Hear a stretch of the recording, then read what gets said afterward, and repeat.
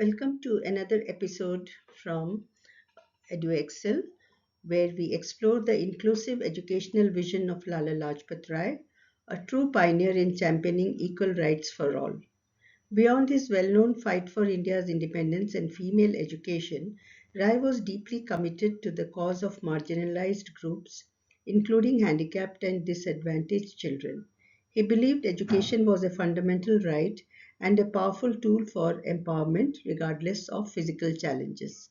Lajpat Rai took practical steps to support orphans and vulnerable children, establishing relief camps and advocating for their access to proper education and care. His progressive outlook reminds us that education must be inclusive and compassionate, making space for every child to realize their potential and contribute meaningfully to society. Today, we reflect on Rai's enduring legacy of educational equity and the lessons it holds for us now. Lajpat Rai was also concerned with the problems of special education of abnormal or defective children. He cited the example of USA and approvingly quoted from the Bulletin of the United States Bureau of Education. In case of abnormal children called defective, special arrangements are made both for their treatment and education. Special agencies have been provided by the state cooperating with philanthropist organizations to look after the moral welfare of school-going children. There are inspectors invested with legal powers to watch them in the streets, in smoking and drinking saloons, and in other public places. When caught, they are brought before juvenile courts. The object is not to punish but to reform. With regard to the blind and deaf, there are a special act which required a school authority to provide instruction up to the age of 16 and, if necessary, to maintain these children in schools or institutions. The education was to be free, but a charge of maintenance was to be made to the parents according to their means. Children were to be admitted to these schools on being medically certified as being not imbecile on the one hand, not merely dull or backward on the other, but being by reason of mental or physical defect incapable of receiving proper benefit from the instruction in special schools. The school curriculum was to be an adaptation of that in the ordinary elementary schools, with a much larger proportion of manual work, nearly half the time being given to manual occupation. An art class was to be carried on by a special art teacher of the school of the invalid. Some pupils had shown very good results and proved very successful at the work they learnt.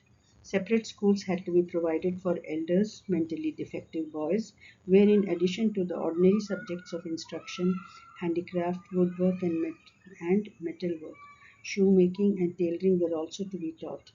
A home was to be provided for mentally defective boys. Schools for physically defective children might be carried on in hospitals for children, the community or council providing the apparatus and teachers. For elder physically defective girls, in addition to the ordinary subjects, thread needlework should be taught with a view of to providing the children with the means of livelihood on leaving school. Those mentally defective children who, on account of moral difficulties, were found to be unfit for mixed schools or those who required custodial care should be given special education and care. Lala Lajpat Rai was a pioneer in advocating education for all, including handicapped and socially marginalized students. He saw education as the primary tool to uplift depressed classes and believed that society's progress depended on raising every individual to a respectable status through knowledge and opportunity. Rai personally took initiative to establish schools and provide aid to disadvantaged children, emphasizing dignity, care, and inclusion. His approach was not merely charitable, but rooted in the conviction that true social emancipation and national strength come from educational empowerment of all sections of society. The National Education Policy NEP 2020 carries forward this legacy by emphasizing inclusive education that accommodates children with disabilities and diverse learning needs.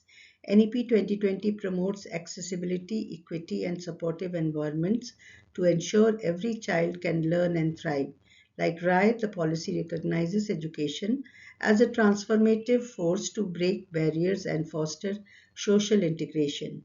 In closing, Rai's vision and actions remind us that our education system must be compassionate and inclusive, ensuring no child, regardless of their physical or social condition, is left behind. This ethos finds its. Stay connected with us for more conversations that shape the future of learning and leadership in schools. Until next time, keep leading with purpose and compassion. Thank you so much for being with us.